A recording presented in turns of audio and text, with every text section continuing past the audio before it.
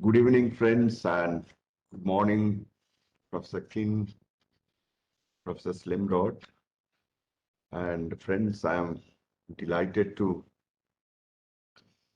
uh, have this book discussion, a recent book published by Professor Michael Keane and Professor Joel Slimrod. Title of the book is Rebellion, Rascals, and Revenues. Professor Michael Keane is Deputy Director of the Fiscal Affairs Department at the International Monetary Fund. Before joining the fund, he was Professor of Economics at the University of Essex and visiting professor at Kyoto University. He has led technical assistance missions to nearly 30 countries on a wide range of issues in tax policy. And I would also like to mention that we have been reading your works on VAT and on GST. And it is a great pleasure to have you here in these book discussions, and we look forward to the discussion. And I'm also very happy to introduce Professor Slimrod. Professor Slimrod is currently a professor of economics at the University of Michigan and the Paul W. McQueen Collegiate Professor of Business Economics and Public Policy at the Stephen M. Ross School of Business at the University of Michigan. Both have been awarded the National Tax Association's Daniel M. Holland Medal for Distinguished Lifetime Contribution to the Study and Practice of Public Finance. And both are past presidents of the International Institute of Public Finance. And when I joined in 2000 as economist in the institute, Professor Slimrod was here on a study that institute was doing on compliance cost of income tax in India. And also there are colleagues who are working with him, and we were chatting before the webinar about colleagues who had worked with him, and I'll convey that you are here today, and we look forward to a great discussions on the book. So over to you, Professor Slimrod and Professor Michael Keane. Well, thanks very much for having us. It's a really great pleasure for both of us to be able to talk to you today. As you say, we both have happy memories of NIPFP. On my side, I think I visited 2 or 3 times in the last 5-10 years. So it's and I hope to have the chance to come again. So it's really great to be here. So Joel and I are going to do a bit of a double act between us, presenting the book, probably for about 45 minutes, something like that. And then we look forward to talking about it. Any questions, any corrections, any further stories people might want to give us. So I think we're going to start showing the presentation. So maybe to start off, it helps just to explain how the book came about. And basically, Joel and I discovered many years ago that we have a kind of common interest in interesting, bizarre stories about tax. So we got into the habit of swapping with each other stories that we came across that we thought would be of interest. And after a while, we've been doing this for many years. It was actually my partner Jolene suggested, well, why don't you guys get real and write a book about this stuff? So we thought about it and decided that was a pretty good idea. What we thought we did not want to do was just have a book which was a series of unconnected stories about taxation. But it occurred to us that we could actually use these stories to convey some basic ideas of taxation in a fairly unchallenging, easy to read kind of way. So that's what we try to do, is to use a variety of tax stories over the millennia from around the world to convey basic principles of taxation in a way that will be interesting to people who know about tax, may help them to teach tax issues, but might also persuade a wider audience that tax is actually quite interesting and even fun. And what lets us use these stories in that way, what lets us put a kind of a narrative around them, is that really central tax challenges haven't changed that much over the millennia. So governments have had the problem of they want to raise enough revenue for whatever they want to do in a way that doesn't actually destroy the tax base. So they want to be mindful of the impact on the wider economy and unintended consequences of taxation. They also want to raise money in a way that's reasonably fair. Even if they don't care about fairness on moral or ethical grounds themselves, they may care to make sure that people regard the taxes fair enough that they're not going to be the victims of revolt or rebellion, find their heads on spikes. And so while in a way these challenges haven't changed over the millennia, what has changed is a little bit the technology, the information and tools available to governments to pursue these objectives. So that's what we're really trying to do in the book. It's more than just a series of fun text stories, although we hope there are plenty of those. And as you'll see, we also try to use pictures in ways to convey a bunch of our thinking, a bunch of ideas about tax policy and administration in ways that aren't actually quite usual. You don't often find pictures in public finance textbooks, but we think pictures can be pretty helpful in this context.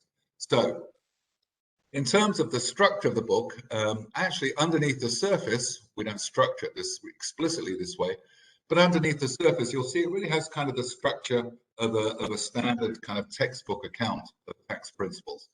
That is, we start by talking about, by trying to essentially motivate people to explain why tax is interesting, important, and sometimes even entertaining. Then we turn to issues of fairness in taxation, a little bit on the notions of incidence. Then we turn to issues of how taxes change behavior, consequence and lead to excess burden of various kinds. Then broadly turn to evasion enforcement, the administrative side of things, and then finish up with some politics and lessons from the past. So we're going to talk about selections from each of those parts of the book. I should also say, one reason for this idea of trying to convey tax principles in a relatively easy way is a sense that actually our profession of tax economists hasn't really done a great job of conveying to the public some of these ideas that those of us who work on tax use on a daily basis, things like incidence, excess burden. So the profession's done a pretty bad job, we think, of conveying those, but we think they can be conveyed actually in ways that are much easier to understand than the way we typically present them, for example, in textbooks. So moving on, we start then with talking about the interest and importance of taxation. And start with a couple of stories. Let me just try and move something on my screen. Okay, sorry. So, yeah, so we don't actually believe that taxation explains everything in the history of the world. We don't actually believe, for example, that President Kennedy was assassinated because he was about to address a tax break favoring the oil and gas industry. But nonetheless, there is certainly a lot of tax in history, and a lot of it is often quite dramatic in its impact. So let's go through a couple of stories to make that general point. The first story on the left, this is actually the only war that we know of that we can claim really was triggered by a tax change.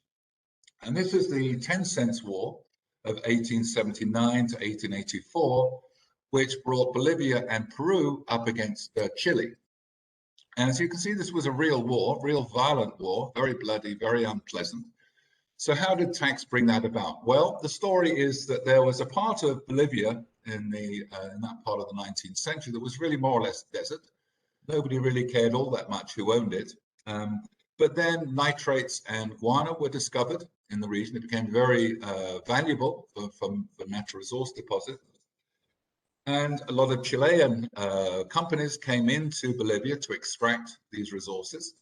Bolivia put on an export tax on the removal of these natural resources, and it added to the export tax what we would these days call a fiscal stability clause.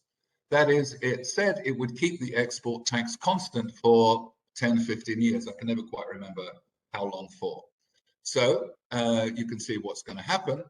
We have this fiscal stability clause, but essentially Bolivia decided nonetheless to raise the tax, the export tax.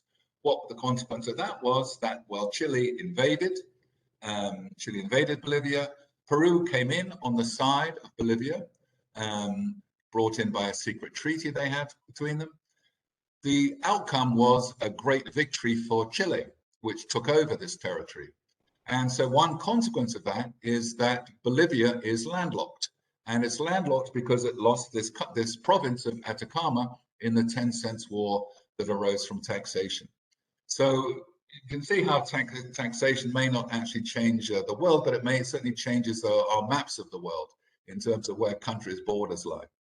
And in fact, the loss of Atacama still kind of causes some upset in Bolivia. There has been a case in front of the International Court of Justice only a couple of years ago, with Bolivia bringing its claim against Chile. The dispute still rumbles on, and we're told that in the annual Miss Bolivia contest, there is still a contestant from the missing region of Atacama. The problem with the picture on the right, maybe perhaps more familiar, this of course is the Boston Tea Party. And of course, many people will think that the Boston Tea Party was a reaction to a tax increase by the British on tea landed in the colonies. But in fact, that's a complete myth. The story of the Boston Tea Party is much more complex and really is a very early illustration of the geopolitics of taxation. And this actually is where India comes into the story of the book for the first time. Takes a little while to bear with me while I explain it. Essentially, in the 1760s, things were looking quite good for the British Empire. This was the period, I think, 1765 in India. The Diwani, the right to collect revenue in Bengal, was acquired by the British. Things looked very good. We became these profitable tax farmers in India.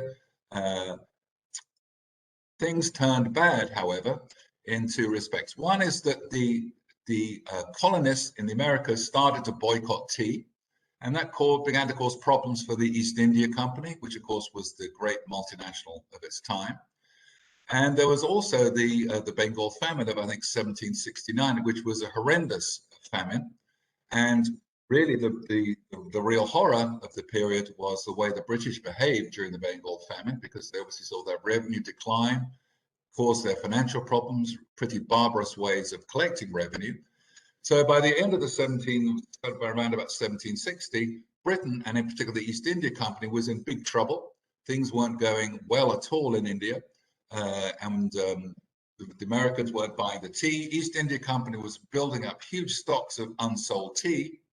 And essentially what happened was there was a bright spark in London who thought of a way around this problem, a way of essentially selling more tea into the Americas. And what they noticed was that, well, okay, we have this tax on tea when it's landed in America, threepence per pound, and that tax is there not really to raise revenue. It was certainly much less revenue than the Diwani, for example. It wasn't there to raise revenue, but as a matter of principle, to show that if we really wanted to tax the colonists, we could. So that tax we couldn't really play around with. But essentially what the bright spark noticed was that there was another tax being paid on the tea that went to the colonies. And that was essentially an import tax when the tea came into England before being shipped off to the colonies. So the idea was, well, let's save the East India Company, which has these tax problems, which has these revenue problems from India, problems of not selling tea. Let's rescue the East India Company by cutting the import tax that's paid on the tea when it goes through London on its way to the colonies. So what does that do? That means we actually cut the tax on tea in the colonies, but we nonetheless maintain this kind of tax of principle on the tea when it's actually landed in the colonies. So what can possibly go wrong? We're cutting the price of tea. We're maintaining the tax in the colonies. This looks a kind of a brilliant idea, the sort of thing that someone at the IMF might come up with as a brilliant way to solve all these problems. But of course, what went wrong was that by cutting the tax on tea, we were undercutting the smugglers in the colonies, particularly in Boston. And the smugglers had been making a very nice living by undercutting the British tea. Now, of course, the British tea was going to be much cheaper. Things didn't look so good for the smugglers. There were various other more administrative changes went along with this removal of the import tax that was levied in London. The smugglers weren't very happy, and they all marched off to Boston Wharf and threw the tax key into the harbour. So it wasn't a tax rise at all, as many people believe, that prompted the Boston Tea Party. It was actually a tax cut. And a lot of the impetus from that actually comes from problems in India that get much less attention. Moving on, I think I passed to Joel. Yeah, okay. Well, I want to say hello to everybody. Thanks for joining this webinar.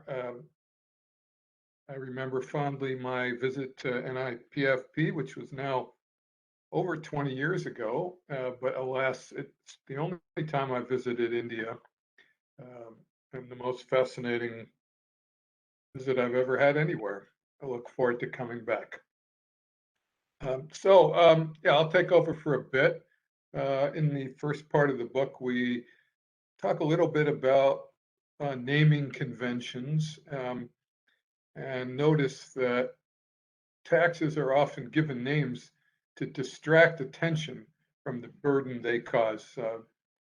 Mick mentioned that challenges and issues of taxation haven't changed fundamentally over the millennia. And one of the things that hasn't changed is that governments in power would like to distract attention from the burden that taxes cause. And one way to try to do that is to name the tax in a way that plays down the burden. One common strategy for that is to name a tax not giving attention to the burden, but to mention what the taxes fund. And here we use another example we found from India, the cow cess, which is a tax not on cows, but for which the revenue goes to make cows have an easier life. But there are many, many such examples of naming taxes for what they fund. Sometimes the names are aimed to attract or repel supporters, depending on whether one is a supporter or not of the tax. And we talk about a lot of examples in the book. Here's just a few. The first two are from the UK. A tax there by opponents was labeled the dementia tax, obviously not because it was a tax on dementia, but it did have the effect of increasing slightly the burden on elderly people. And so this name was meant to attach the proposal to something that people felt was not worthy of taxation. Then there was, in a lighter note, the Bridget Jones tax. One of the more successful attempts politically to name a tax happened in the US a couple decades ago. This was about the US estate and gift tax, which most Republicans oppose. They wanted the tax rates lowered or the tax gone completely. And a couple decades ago, the politicians agreed among themselves to stop calling it the estate and gift tax, but from then on, always to refer to it as the death tax. And it's not really a death tax. Most people who die owe no tax. And in fact, because it's an estate and gift tax, you can owe tax even before you die. So it wasn't to clarify the nature of the tax, but to associate it with something unpleasant. And in this case, it seems like it might have been, it's hard to tell for sure, but it might have been effective in increasing opposition to the tax. But the lesson is, and although we tell lots of stories in the book, we do try to draw out the lessons for current tax policy. The lesson here is that the impact of a tax is not related to its name. Don't be misled. Also, in this part of the book, we mention, as you all know, that governments can raise resources in many ways that nobody calls taxes. The draft or conscription generally, printing money, state monopolies, or I guess profitable state monopolies, forced labor, and gifts to government, which are sometimes called voluntary, but in many cases were really not voluntary at all. So these are all ways that governments can raise resources, but they're not called taxes. And the next one I want to talk about is one I hope will resonate with some of you there. And this is Elvis Presley, American icon. You may be surprised to hear Elvis Presley's name in a talk about taxation. You may also be surprised to see a picture of Elvis Presley on a postage stamp, in particular, a postage stamp from the African country of Burkina Faso. Why is Elvis on Burkina Faso postage stamps? One, and two, what does this have to do with taxation? And here's the answer. Putting Elvis on Burkina Faso postage stamps is a way for this country to raise revenue. What happens is, for a country like Burkina Faso, they have a contract with a company, often in London, that designs their stamps, that prints their stamps and sells their stamps to stamp companies who then sell them to collectors all over the world. This is a way to make money. It's been called the commercialization of state sovereignty, or one example of that. And it's a commercialization of state sovereignty because only countries can get away with making money like this. Mick and I would love to make money by printing up stamps with our pictures on it, or my cat perhaps, but nobody would buy them. You have to be a country for the thousands of collectors around the world who want to own your stamps. And here's the connection to taxation. Only countries can do certain things, issue collectible stamps, be a tax haven. So a tax haven, being a tax haven is a way countries can earn revenue, but only countries can do that. Again, Mick and I might want to be a tax haven, but it wouldn't work. And so it turns out there's a substantial overlap. If you look at which countries put Elvis and such on their stamps and which countries are tax haven, there's a substantial overlap. They're often countries which don't have a lot going for them economically, so they really need revenue in any way they can get it. And so they are tend to be tax havens. They tend to put on their stamps things that have nothing to do with their own country, but which appeal to worldwide collectors. Elvis being one. Disney characters may be the most popular thing to put on stamps, and back in the day, it was Lady Di. Okay, fairness and incidence is part 2, and Mick, you will jump in. Is this where you take over? Yep. Okay. Yep. I'll do this one. 2 slides from here. Yeah. So the second part of the book, we turn to these issues in particular of fairness and incidence. And actually, one of the interesting things in the book, I think, is the way in which over the millennia, governments have tried to shape tax systems in ways that are reasonably fair, even if they don't presumably care much about it inherently, but in order to kind of secure their own survival.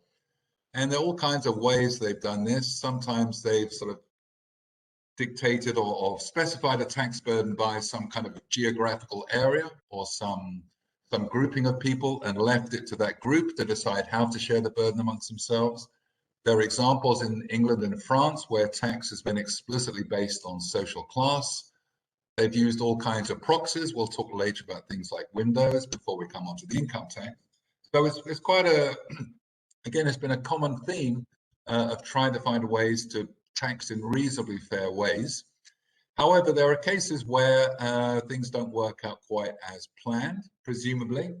And we all know that tax riots, rebellions, revolts are a recurring incident or occurrence in history. People have written whole books about this, listing all these kind of tax rebellions. We know that the American Revolution, French revolutions, wars in England all had tax at the center. Although also, I think one thing that comes up very clearly when you look at these tax revolt episodes is that, okay, tax is a big part of it, but there's usually something else going on. The tax is kind of often the focal point, or the kind of the straw that breaks the camel's back in terms of wider social discontent.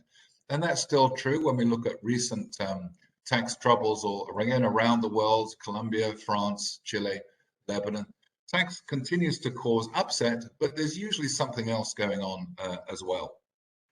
One story we tell in the book is the story of the poll tax, or the poll taxes in England, in the UK. Poll tax, of course, being a tax that is the same amount for everybody, irrespective of their circumstances. And the British have had very troubling experiences with their attempts at poll tax. You may know the Marx's dictum about history repeating itself. History is first time is tragedy, second time is farce.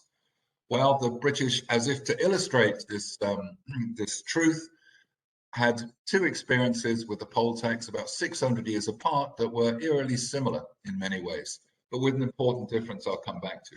So the first poll tax episode was in 1380, when the government was very strapped for money. Everything was going wrong. The war with France was going badly. There were raids on British ports. Governments needed money and introduced this poll tax, fixed amount for everybody, introduced at a bad time of year in winter when people were going hungry anyway. And that, as you may know, prompted a revolt, which was extraordinarily bloody and was really, I think, the closest the British ever came to really transformational revolution. In the end, however, the revolt was put down. Essentially, it's a great set piece of English history. The new young King Richard, very bravely met the revolting peasants, conceded their demands, showed great courage in doing so. But then the next day, as kings often seem to do, he reneged, called off the deal, and massacred a whole bunch of the peasants who were revolting. The thing died off. Move fast forward 600 years, and we have the Thatcher government, which, after 600 years of British governments avoiding poll taxes, recognizing the problems they could create, Mrs. Thatcher introduced a poll tax, and that led not to actually beheadings, but certainly to widespread non-compliance in a country that's known for generally pretty good tax compliance. A huge riot in Trafalgar Square, and the end of Mrs. Thatcher. Again, just to make a couple of points. One is that in both cases, there were other things going on to the point that the tax was the straw that breaks the camel's back.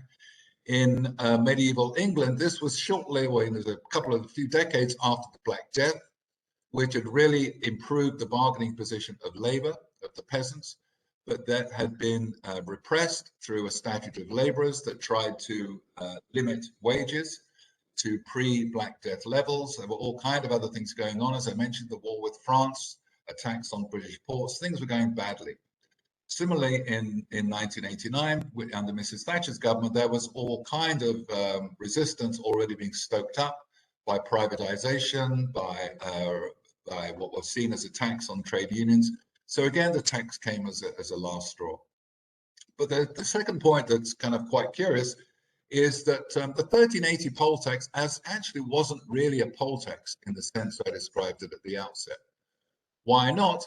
Well, because although the tax was specified as a fixed amount per person, the legislation explicitly invited or expected the better off people to help the less well off meet their tax liability. It was an explicit, the better off should help the weak was explicitly in the legislation, and did in some cases happen. There are records of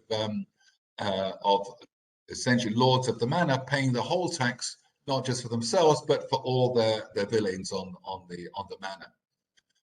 In contrast, so really the poll tax of 1380 was really what you might call a community charge, in the sense it was leveled at the community, at the point of the community, not at the level of the individual.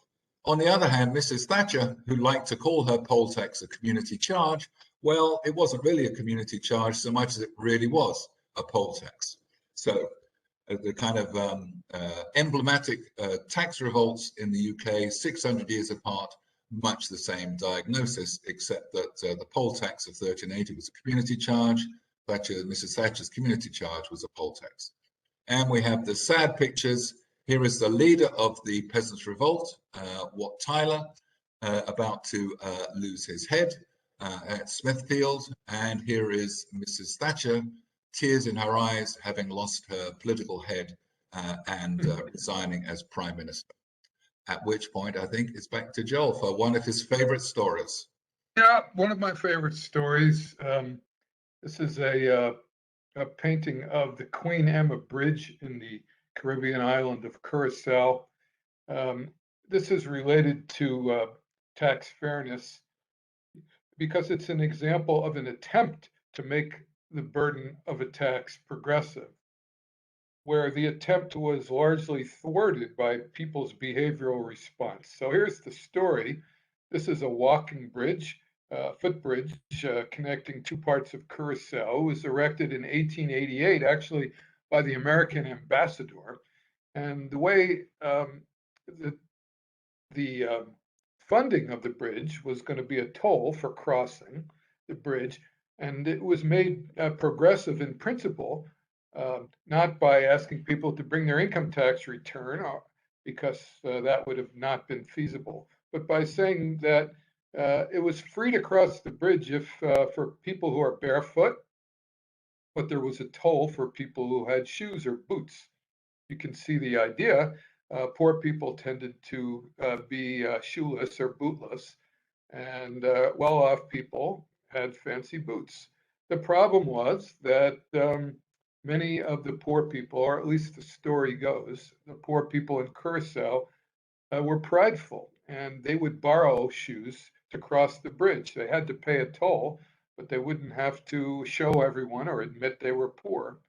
On the other hand, many rich people were not so prideful, and they would park their shoes or boots somewhere before they crossed the bridge. They didn't mind doing that, and they escaped the toll. An example of thwarted progressivity on the lovely island of Curacao. The third part of the book is about really the nuts and bolts of what economists care about, how taxes change behavior, what we call excess burden, and how taking into account of changing behavior is central to the evaluation of tax policy. And there are two different parts here. One is taxes which are explicitly designed to change behavior. That's the point. We'll talk about that first, and then we'll talk about taxes where the change in behavior is inadvertent, it's unwanted, and it's economically costly. But first, let's talk about taxes designed purposely to change behavior.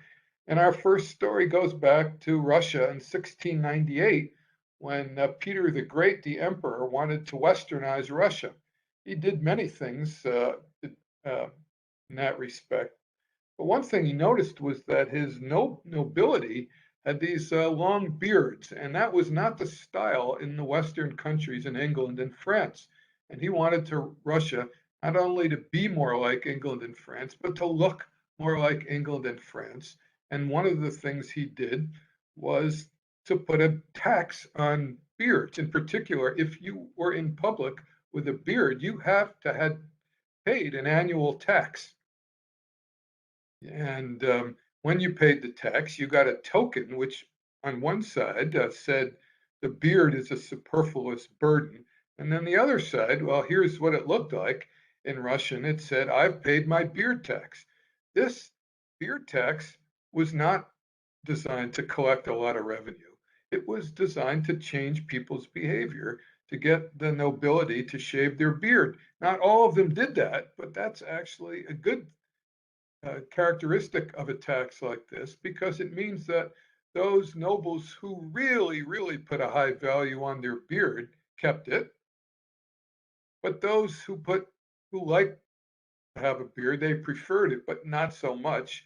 they would pay the tax and shave their beard. So it was an efficient separation of the nobility between those who really valued the beard and those who only sort of valued the beard. And that's a good characteristic for a tax designed to change behavior. So the lesson here, of course, is that sometimes the objective of a tax is to change behavior, sometimes with a sinister purpose, as we'll see in a minute, sometimes with a laudable purpose, as we'll see in a minute, but there are many, many examples. The beard is probably in between sinister and laudable, but there are many examples of this, including taxes on believers in disfavored religions, which of course raises the fascinating question of how the government or tax agency would verify what somebody really believes. In England in the 18th and 19th century, there were taxes on newsprint and newspapers, almost certainly designed to minimize criticism of the royal family and their policies that appeared in newspapers.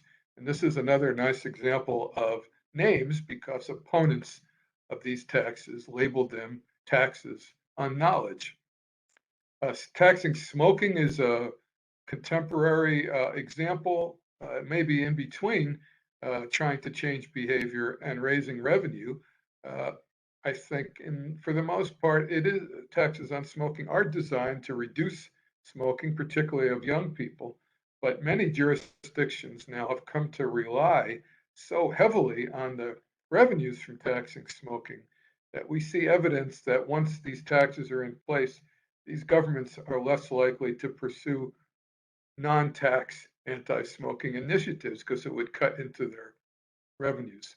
The next story comes from India. Some of you may know it, and some of you may be able to help us to figure out whether this really happened, because we've seen reputable sources tell the story, and then in some histories of India, it's not mentioned, so we're not 100% sure it happened, but here's the story. It's about a woman named Nangeli in 19th century India. Many of the kings ensured the subjugation of the lower castes by taxing them heavily, a variety of taxes. In some regions, there was a tax which was designed to subjugate and also humiliate members of the lower castes. Women of certain lower castes were taxed if they covered their breasts outside their homes. I won't pronounce this right, I'm sure. Mulakaram is the name of the tax we read. So the story is in 1840, the woman Nangeli refused to pay the tax, and in protest, horribly, cut off her breasts and presented them to the tax collectors in a plantain leaf. Probably the most horrible example of tax protest we have found in 4 millennia of taxation. The story continues that the government repealed the tax the next day, but this is an example of a tax designed to change behavior, not to raise revenue, and an example of a nefarious objective of this kind of tax. On a lighter note, there have been throughout history, going back to ancient Greece and Rome, taxes on bachelors. Why? Well, you might argue it's a fairness thing that bachelors have no family to support, so they have a higher ability to pay. It might be to change behavior, to encourage them to get married. The story we tell that we like a lot is that in some places that had a bachelor tax, in particular in Argentina, the law said if a bachelor tried to get married but failed, they would be exempt from the tax. Seems like a reasonable exemption. But what happened in Argentina was that this exemption gave rise to what were called professional lady rejectors. Professional lady rejectors are women who, for a modest sum of money, agreed to swear and to sign a form that you had asked them for their hand in marriage and they had refused, which you could then take to the tax collector and say, look, I tried to get married, but I couldn't, so I'm exempt from the tax. But an example of a tax mostly designed to change behavior. Now we know this line of reasoning today to be about when there's a justifiable reason for a tax to change behavior. We talk about it in terms of taxes on externalities, where we say these taxes can enhance efficiency if the tax is set to equal the marginal social harm, because it gets the person or business, it induces them to take into account the marginal social harm. And this is the reasoning that supports taxes on polluting activities, carbon fuels, for example, driving on congested roads. And if there's a positive externality, it can justify subsidies to things like research and development and recycling. There is, as you know, a serious issue of the relative merits of these so-called Pigouvian taxes versus regulation, which is another way to handle the efficiency issues with externalities. And the COVID-19 is an example where it seems clear that regulation is more effective than taxes. It just is infeasible to put a tax on anyone who doesn't wear a mask in public, doesn't socially distance, or doesn't get vaccinated. That would be too cumbersome to implement. So regulation with penalties for non-compliance are almost certainly a better way to proceed. Another of our favorite examples is a tax on windows, which many of you probably know about. It lasted a century and a half in England. There was a tax on homes based on the number of windows. Why? Well, the English had nothing against windows per se, well-lit rooms or good hygiene. What they were looking for is a tax that went up the more grand the home was, meaning the richer the owner of the home was. So it was another attempt to implement a progressive tax. But they didn't know the value of homes.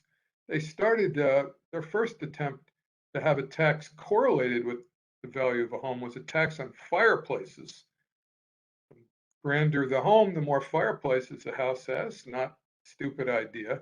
The problem with the tax on fireplaces was the tax collector had to go inside the home to verify the number of fireplaces, which sounded like an invasion of privacy. Certainly it was intrusive.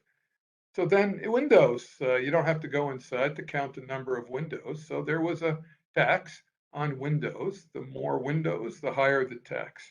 But this is a part of the book about behavioral response. So what happened? Well, we know that one thing that happened was many people bricked up their windows, and you can still see evidence of this in England and other places in the UK today, of homes that clearly once had windows and which were bricked up, and luckily for our purposes, they still are bricked up, and you can see them as you walk around London, for example, in this building. Another example is property tax is based on the frontage to the house, the street-facing facade. It's easy to measure, easier than calculating the value of a house or the area, the living space. But what happens when you put a tax based on the frontage, the width of the street-facing facade? Well, get buildings which are narrow but long. In Poland and Holland 400 years ago, one saw evidence of this, and still to this day, you see it in Vietnam. In Vietnam, they're called rocket houses. And so here's a picture of some rocket houses. And we believe that part of the reason that the houses look this way is because a house like this could have pretty big surface area, but very narrow frontage, and so low property tax. So you all either teach or try to convey the concept of excess burden, the economic cost incurred when taxes cause changes in behavior. Probably the biggest sources of excess burden are reduced labor supply or investment.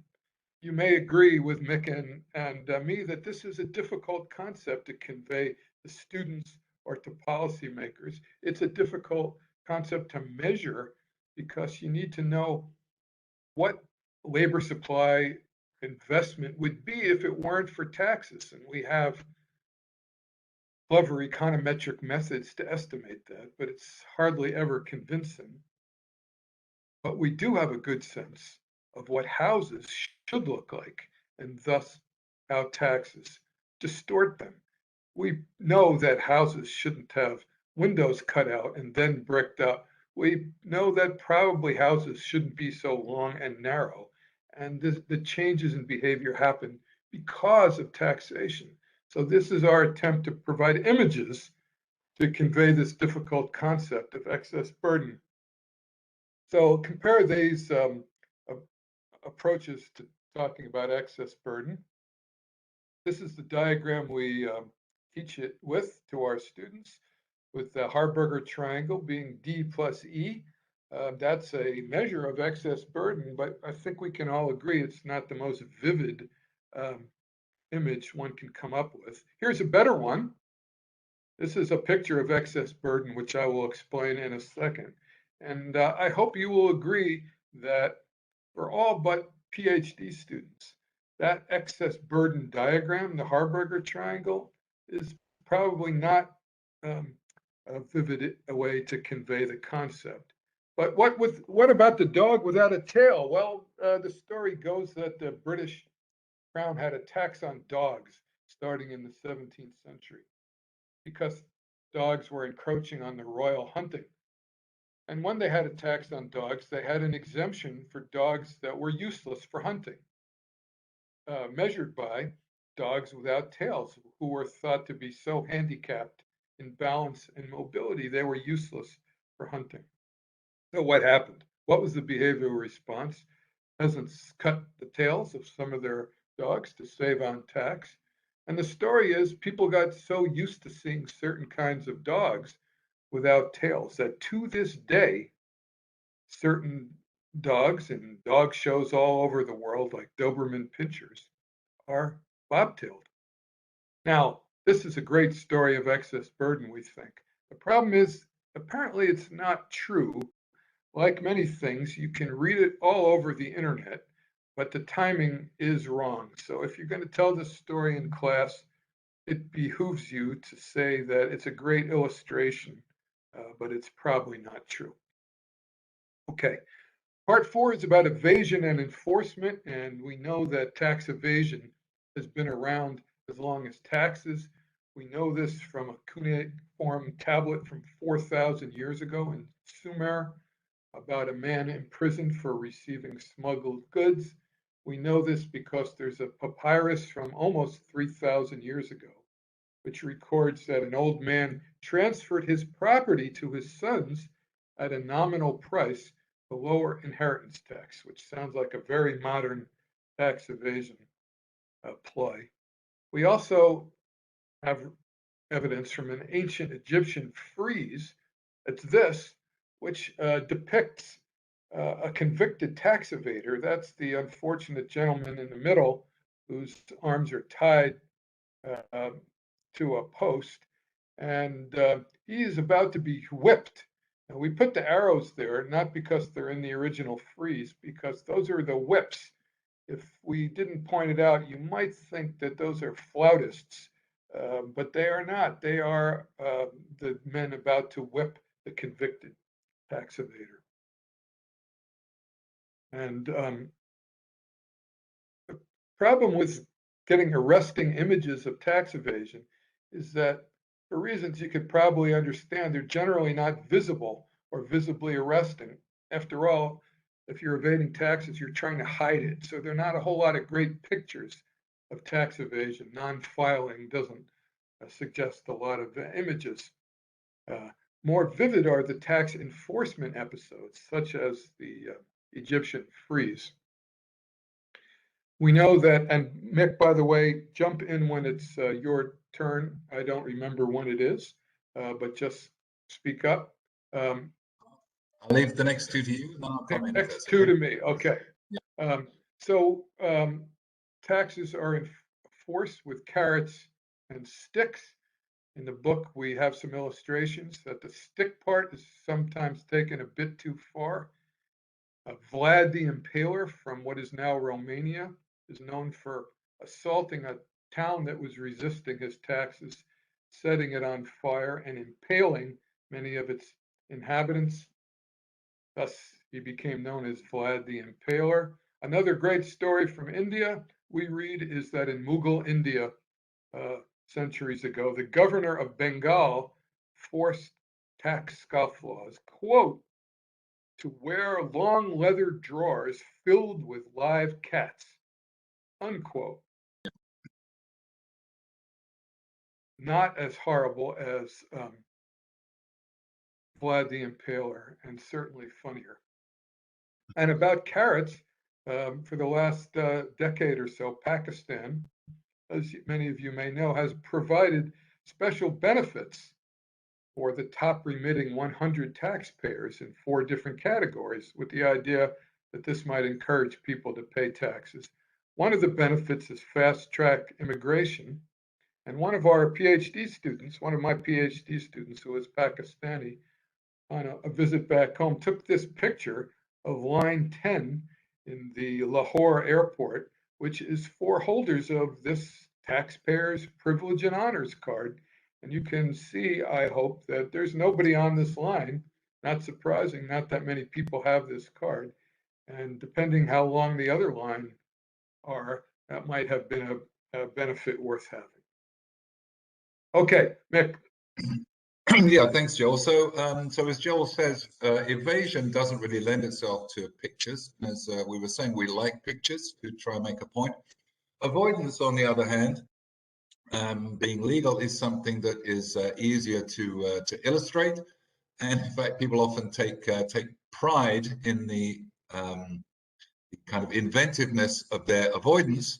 So why don't we look at 3 pictures to illustrate the kind of tricks that people can get up to.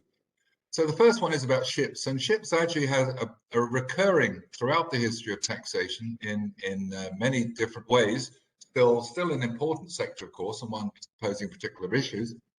But this, for example, this ship here is what is called, I think we pronounce a fluit, F-L-U-Y-T, which was a Dutch ship. And if you look at the picture, you can see that the deck is pretty small. And that reflects the fact that the Dutch were taxing ships on the basis of their deck size.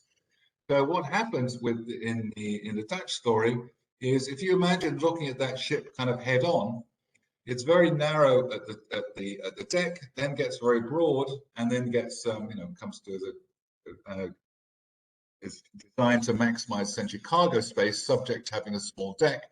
Now that actually turns out to be quite a good way to design ships. Joel and I don't know anything about ship design, I think it's fair to say, but nonetheless, we are told that the flight was an extraordinarily successful ship.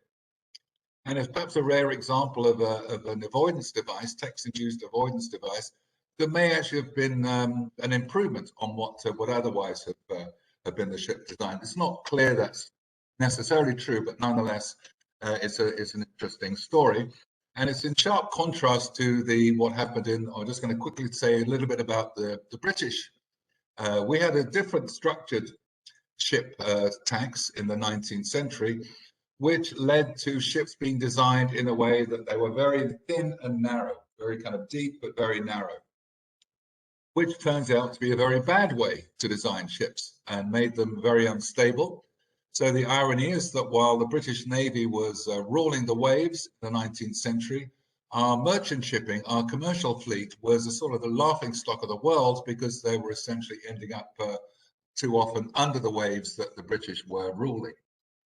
Second example is reflects a tax in the 18th century in England. England had all kinds of excise taxes in the 18th century. One of them was on glass, which naturally led to people trying to design glass-based objects in ways that minimized the amount of glass actually involved. So this glass, for example, is very light, very thin, and has a hollow stem to minimize the amount of glass used. Again, something that was designed for tax avoidance purposes, but is now actually a collector's item. because of the inherent elegance, but the elegance comes not from the good taste necessarily inherently of British glass designers, but from the tax advice they were getting from the people who were worrying how much was being handed over to the excise people. Third example, again, as you can imagine, when we tax things like cigarettes or cigars on a per unit basis, a tax per unit per cigarette or whatever per cigar, we have to be careful in defining what a cigarette or a cigar is. And if we're not careful, we can essentially give incentives to create enormous cigarettes to minimize the tax per puff of the cigarette or the cigar. And this happy person is illustrating the point in the extreme with these massive party cigars. So all kinds of examples, we can carry on forever on these things. You may have your own examples, and we're always keen to hear more stories. So many of these episodes are examples of the need, very often when you're discriminating between items, to draw lines, that we have to have kind of discrete tax rates applying to different things, which creates this incentive, as with the cigarettes, to essentially alter the characteristics of a product in order to qualify for the lower tax rate. And there are all kinds of examples of this, Japanese beer, US cars, but perhaps most important of all has been this distinction we have in many tax codes between debt and equity, which gives, with equity being tax preferred typically, at least at the corporate level, which creates all these incentives to essentially issue instruments that really look and smell and taste much like equity, but manage to fit in as debt for tax purposes. And that continues to be a kind of a major problem, and not least in terms of risks of financial instability it can create. With the fourth part of the book, we're looking at tax administration and tax administrators. And one of the things that we talk about is the history of tax farming, which of course has a very long and not, I think, especially happy history in India. So this is a system whereby essentially the government or the ruler sells the right to collect taxes for a fixed payment.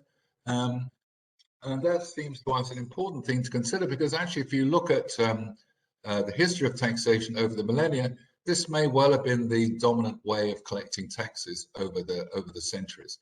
And thinking about it provides all kinds of lessons about outsourcing and bureaucratic organization. As I mentioned before, one of the classic examples of this is the East India Company's acquisition of, put it that way, of the collection rights of the Diwani collection rights in Bengal and a couple of other regions for £350,000, which apparently was about 1/5 of the likely revenue. And certainly the British were, and Clive in particular, were over the moon about how much money they were going to make from this tax farming operation. Of course, things didn't quite turn out like that, as I mentioned before, but nonetheless, this was one of the more important episodes of tax farming, and also an illustration during the famine of the downside of tax farming arrangements. Probably the leading sort of paradigmatic example of tax farming was in Ancien Regime France before the French Revolution. One of where essentially many of the taxes, transaction-based taxes, were farmed to the farmers general. Prominent among them being Antoine Lavoisier, renowned chemist. Things in a way got ugly for the farmers during the French Revolution, where they became, essentially the farmers became a target for much popular discontent with how things were run and the tax system under the Ancien Regime. They were arrested during the French Revolution, charged with defrauding the state. How did things go? Well, you can probably guess and see from the picture, not very well. Those tax farmers who had not had the good sense or good fortune to get out of France were guillotined. One of the ironies, though, that although the charge was defrauding the state, when a few years later the books came to be finally settled between the government and the tax farmers, it turned out that it was the tax farmers who were owed money by the government, not the other way around. Some of the other example lessons we use tax history to teach various lessons about tax administration. For example, about the importance of big businesses in collecting taxes. So the story we're told here is of the English gin acts of the early 18th century. Essentially, in the early 18th century, there's a large social problem, particularly in London, of gin consumption. Became essentially a social concern, and one of the first examples of clearest early example of tax being used not necessarily to raise revenue but to change behavior, to try and discourage people from drinking. So the government put on a tax on gin, they kept increasing the rate, but nothing much happened. Why was that? Well, the problem was that the tax was leveled at the retail stage, at the final stage. And there were literally thousands of retailers, even in London alone, even in parts of London alone. So essentially the tax could not be enforced. But finally, in 1743, the government caught on to this and levied a tax instead at the wholesale level.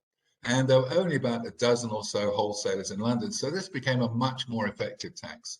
So more revenue was raised at a lower rate, and consumption did then begin to fall. There were probably other things going on, but it was this lesson that was learned for tax administration that really kind of focused attention on the big businesses to try to get the money. Trying to tax at the retail stage is going to be problematic. Of course, that's a theme that has run through the long-standing debate on the adoption of VAT in India. So the lesson is get the money from big businesses, and Joel's work has argued and shown, using, I think, India, that a large proportion, somewhere around 85% of all money of revenue comes from big businesses. It may be with money withheld that's on other taxpayers, but we learn early on from the 18th century, this business, that big business is really the taxpayer's friend. And it's a great blessing of nature to tax administrations that potential tax revenue is so strongly concentrated in a relatively small number of businesses. We talked too about tax administrators, and there are lots of people, famous people have been tax administrators, although they're not famous for that.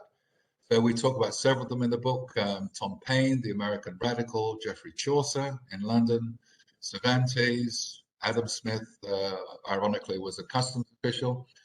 But not many people become famous because they're tax administrators. There is, though, one notable exception that we talk about in the book. This is a gentleman called Robert Hart, who went from, as a young lad, moved from Northern Ireland to China in the latter part of the 19th century,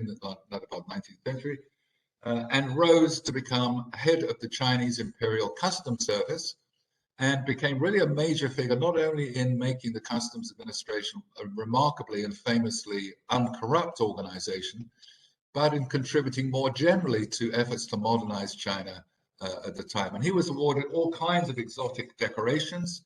So the Empress Zhuxi, when she notionally stepped down for power, rewarded, I think, 100 civil servants for their great service to China. And Robert Hart came in as number 3. And in many ways seems to be a very admirable man in many ways. One of the things he did is he always emphasized to a largely expatriate organization, the Imperial Customs Service, that they work not for the imperial powers, but for the Chinese government. Anyway, he was actually honored with a statue. Not many tax people can claim that. Here it is in Shanghai. Not there anymore, but nonetheless, pretty remarkable to have a statue for a tax person, tax administrator. And he even has a novel written about his life, which I'm reading at the moment, because as well as being contributing so much to the development of China and the customs service, he also had a very guilt-ridden love life, interesting enough, apparently, to merit a novel. But I'll tell you by the time I get to the end of it, if that's true or not. And then we pass to Joel to close us up. Okay, yeah, thanks, Mick. So I'm cognizant of the time, so let me just say a couple things about this. We, after going through the book talking about taxation through the millennia, we do in the last chapter try to collect the lessons we have learned, and we talk a little bit about the fact that, for better or for worse, tax policy is not designed by economists and has to make its way through the political system which varies through history, of course, and across countries now. We talk about successes and failures. Great successes, we argue, are the rapid spread of the value-added tax, the U.S. Tax Reform Act of 1986. We talk about some failures, prominent failures. I'll just talk about one in the U.S. And this is a failure that I think can be ascribed to the triumph of a special interest over good policy. This is about the invention of margarine in the mid-19th century. When margarine came to the U.S., the dairy industry interests were very upset. They tried to legislate margarine out of existence by saying it had to have health warnings, by saying in some states it had to be dyed pink. Eventually, many states settled on taxes on margarine. And we think this is an example of a tax policy not driven by principled reasoning, but by special interests. Lady Godiva, who is famous for something other than taxation, her famous walk through Coventry was to protest taxes. Her husband was the Lord of Coventry, and he lobbied for lower taxes, and he said, if you feel so strongly, do this. And she did it, and he fulfilled his promise to abolish the taxes she opposed. And finally, some of the suffragette heroines of the US and the UK tied their attempt to get vote for women with taxation, arguing that as long as we can't vote, we're not going to pay our taxes. And this is a picture of prominent British suffragette Clemence Houseman demonstrating in London. You can tell from the rain, it's London, demonstrating for the vote. And in the left is poster, no vote, no tax. And in the upper right is their logo, which also says no vote, no tax. Okay, we'll stop. We'd love to hear questions or comments or stories from India about taxation that we can use in our second edition, or we can use on our website, which is about to launch, where we have a few more tax follies and wisdom that didn't make it into the book. And we'd love to hear from you. So why don't we stop here, and I'll hand the floor back. Thank you for your attention.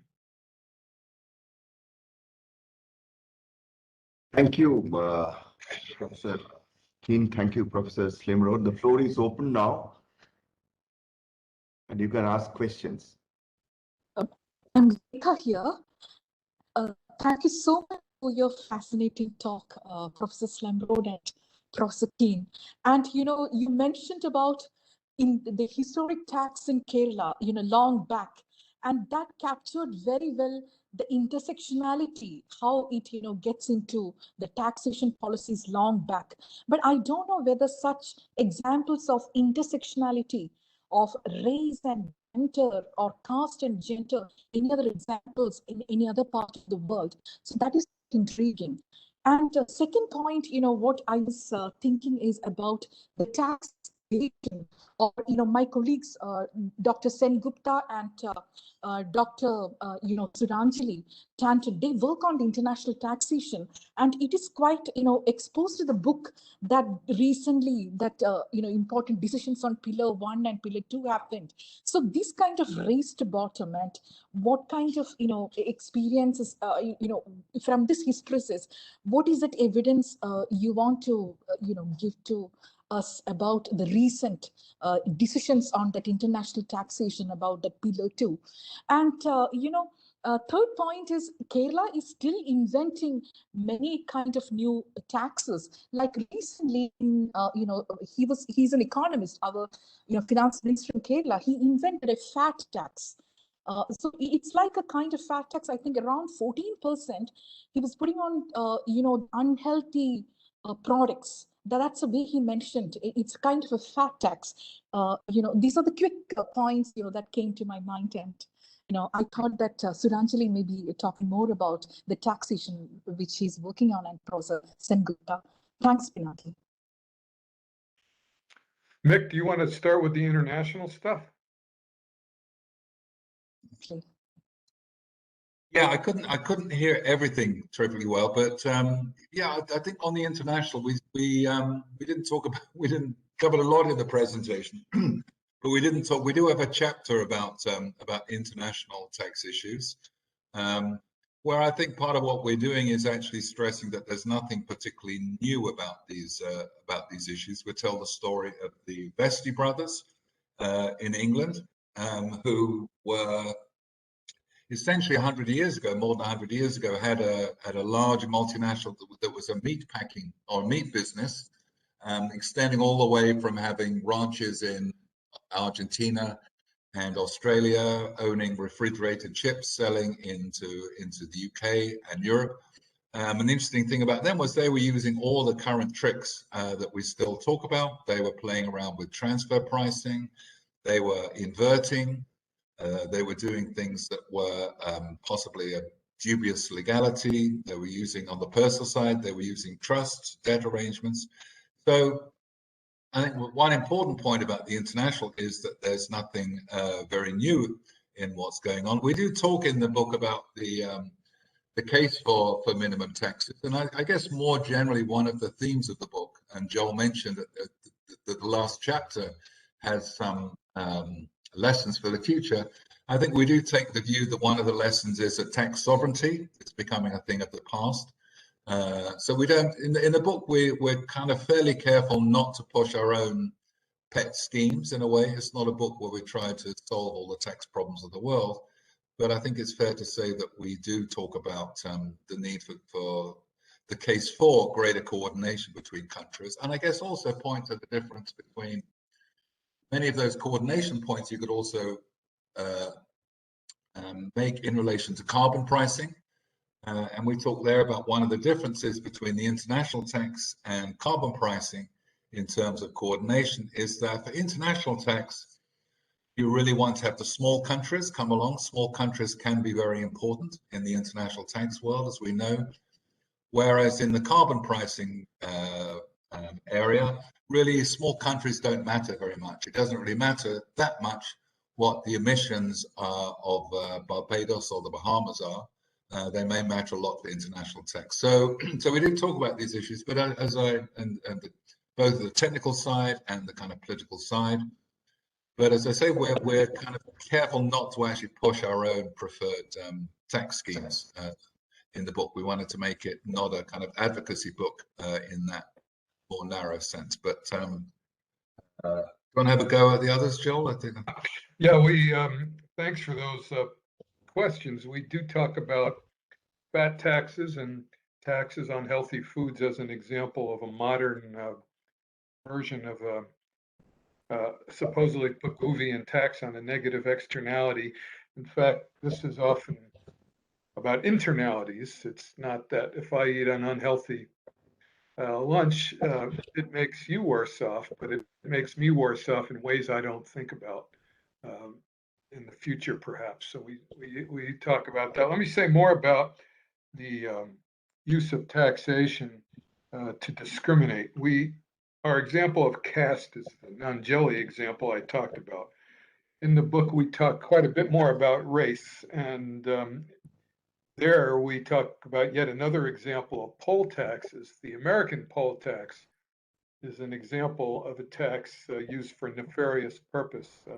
In the South, American South, not only in the American South, in the late 19th and early 20th century, the poll taxes were taxes that you needed to have paid in order to vote. And the purpose of these taxes was not to collect revenue. It was to restrict the vote to mostly poor Black people.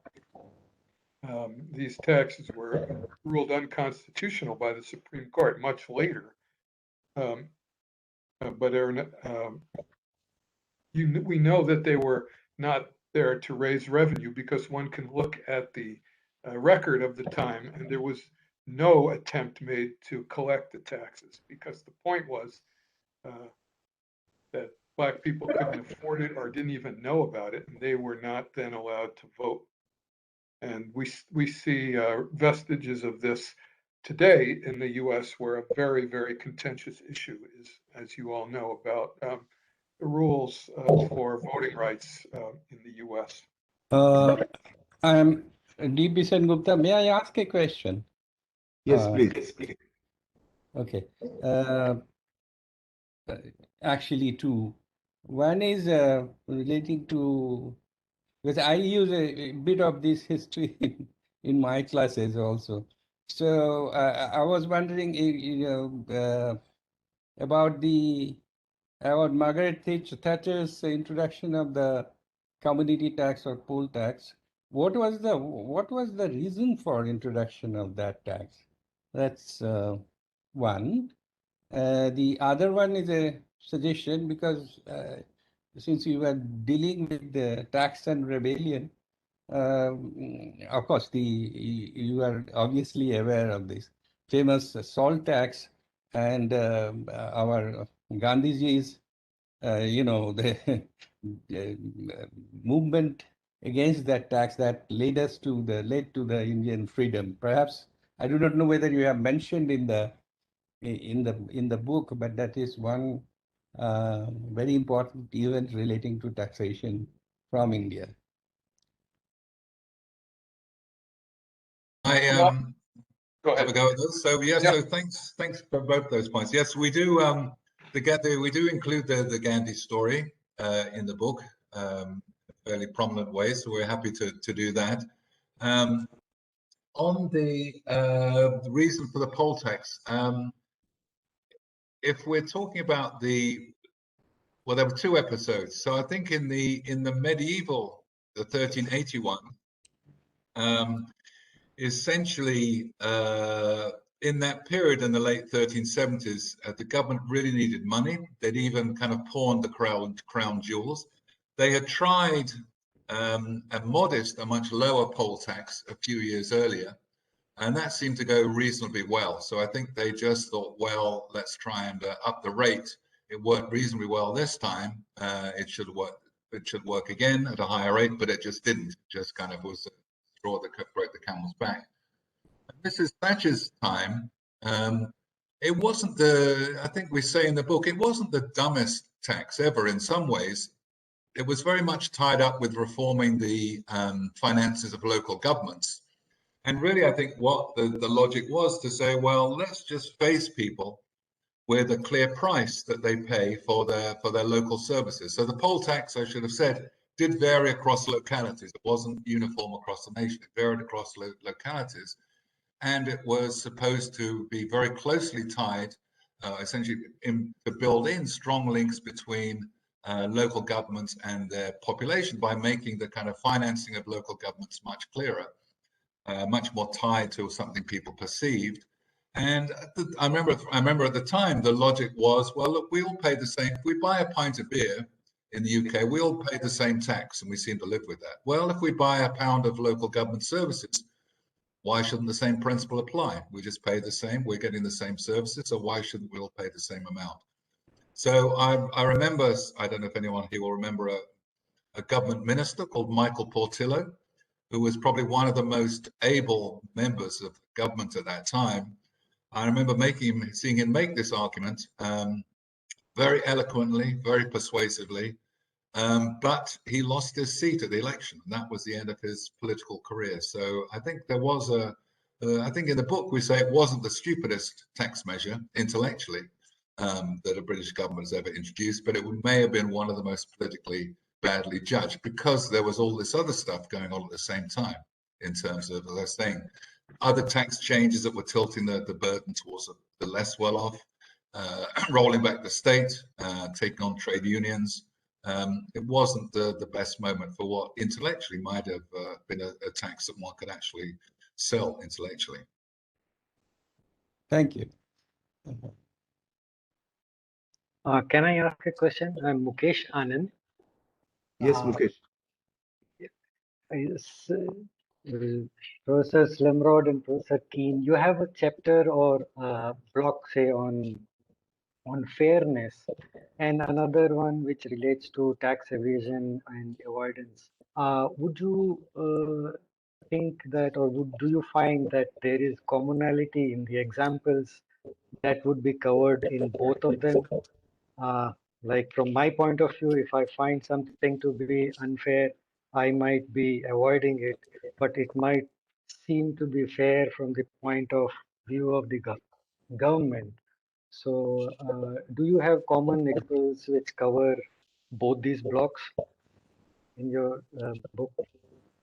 Let me take that one or start it. So yeah, there's certainly a lot of important connections between the fairness of taxation on the one hand and evasion and enforcement on the other. One connection is if you're trying to evaluate the fairness of a tax, one needs to look not only at the tax code, but how well and how it is enforced. Because if, say, the highest income folks are getting away with evasion, the tax system isn't as progressive as you would think from the tax code. So that's one connection. Another connection that you suggested is whether evasion goes up when the taxpayers perceive that the tax system is not fair. And that one is more controversial. I think the story sounds plausible, but it is that connection doesn't accord with the canonical modern view about tax evasion, which is that people evade taxes when they think that the expected gain exceeds the expected cost if you're caught and punished. And then the canonical modern model has nothing to do with whether I think the tax system is fair, or to put it bluntly, if I think I'm going to, if I try to evade and I'm going to be caught and punished, I'm not going to do it whether I think the tax system is fair or not fair. On the other extreme is if I am 99.9% sure I can get away with a certain kind of evasion. I think most people will do it whether they think the tax system is fair or not. And it's on that last point that some economists, maybe even a lot of economists, disagree with me. But I think that that connection does not have a lot of evidence to support it. Well, if anyone has any question, then I take this opportunity to ask something on international taxation. Please. Yeah, we are all aware of what is going on about these minimum tax, global minimum taxes, etc. The basic idea is is that the companies pay tax somewhere, but in the process, what is going to happen? I mean, what is touted as an achievement of this consensus is that the tax havens around the world will no longer be very attractive. But if history teaches us any lesson, then I think that they will find ways to survive. I would like to have your views on the possibility of tax havens still thriving. Probably going to, I have to be a little bit careful on this. I'm still, for a few more days, I'm still an IMF employee, so I have to be a bit careful on giving too many views. But I think it's probably fair to say that it's still, there's been a lot of hype and excitement about what's happened in the last couple of weeks, but there is still a lot to be worked out. So I think a lot of the details we still don't really kind of know. So I'm gonna punt on that. But certainly you're right that the history of taxes, the history of people being inventive in finding ways to exploit the rules, and it does depend on what happens in terms of the carve-outs, how precisely they're defined. These issues about ordering rules, I think, are also going to be important. But I'm going to punt on that one a little bit. But it's a good question. We can take the last question if there is one. So if not, thank you very much, Professor Slimrod and Professor King. And I just had a question. You mentioned about about progressivity and that very interesting example of people crossing bridge borrowing shoes to pay the tax. And that prompts me to ask this question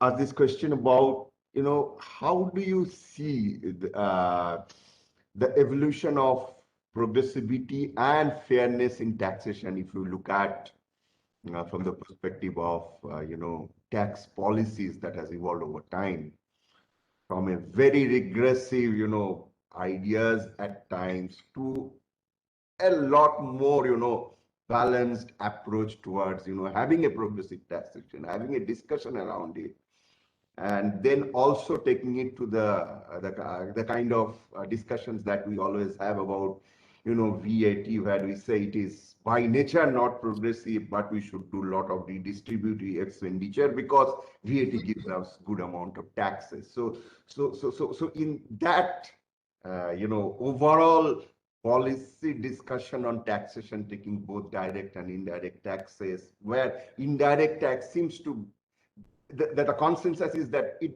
does not have to be progressive. Income tax should be more progressive, and then we should do a lot of redistributive spending. So how do you see that evolving when we are also talking about global minimum tax and issue of tax sovereignty? Yeah, well, let me quickly respond. So for hundreds of years, governments have been concerned with progressivity. Before the invention of the income tax, which is now, what, about 200 years ago or a little bit more, the progressivity was implemented through excise taxes on luxury goods. And England takes the award as often with creative taxes on wigs and on servants and on things thought to be only consumption items of the very rich. And it was only at the beginning of the 19th century where the UK began a modern income tax. And it's now the income tax is the main vehicle for affecting progressivity. But as you suggested, an indirect tax like a value-added tax can be important for progressivity overall if it raises money that funds progressive expenditure programs. So you have to, although our book is only about the tax side of the budget, you really have to think about both sides. Let me just say one more thing that we didn't talk about in our presentation, but is important for the history of taxes, and that's the relationship between war and taxes. We see after both World War I and World War II a fairly sharp increase in progressivity. I think the story is that much of the burden of fighting the war, the casualties in particular, were borne by lower and middle class people. And after the war was over, there was a sense that, okay, now it's time for the rich in the society, who often made a good profit during the war, to shoulder their part of the burden. So after World War II in the US and in the UK, we saw top income tax rates over 90%. And I think it in part had to do with aftermath of the war and the perceived fair spreading of the burden of the war. Maybe perhaps I could add a couple of thoughts. I think it's a very important question. I think picking up from something Joel says that the income tax has been around for its earliest version a couple of hundred years, and we have a very nice quote in the book from a great scholar of the income tax, Seligman, who was a great advocate in the US, who wrote 100 years ago, pretty much saying, okay, we've had the centuries of trying to find a way to identify the better off, and the income tax is kind of the best we have so far. And I think when you think about it in a broad historical sweep, you do think, well, where might the income tax be going? And I think there are some possibilities we talk about in the book, both on the administrative side in terms of wider use of pre-populating returns, third-party information, and so on. But also, well, maybe we can imagine the income tax moving away from the kind of the annual basis to something approaching more a lifetime form of income tax. Maybe we can think of the income tax being even more fully integrated with the benefit side. You mentioned the spending side of things. Maybe we can see the two becoming ever more kind of closely integrated. Maybe at some point we have to face issues about, you know, what if we have so much information now about people in terms of both what they do, also some of their genetic attributes, and what is the information that we're going to be allowed to use in setting income tax or tax liabilities more generally. So I think we do talk a bit about the science fiction of future taxation in the last chapter, but I think your question certainly does raise some very big issues that I think may become more relevant than we expect, because technology has been moving so rapidly. You know, even now we can do things on the tax side we would have thought were impossible 10 years or so ago. So things move pretty rapidly, and I think your question is going to become very pertinent very soon. Can I have You a mute. question?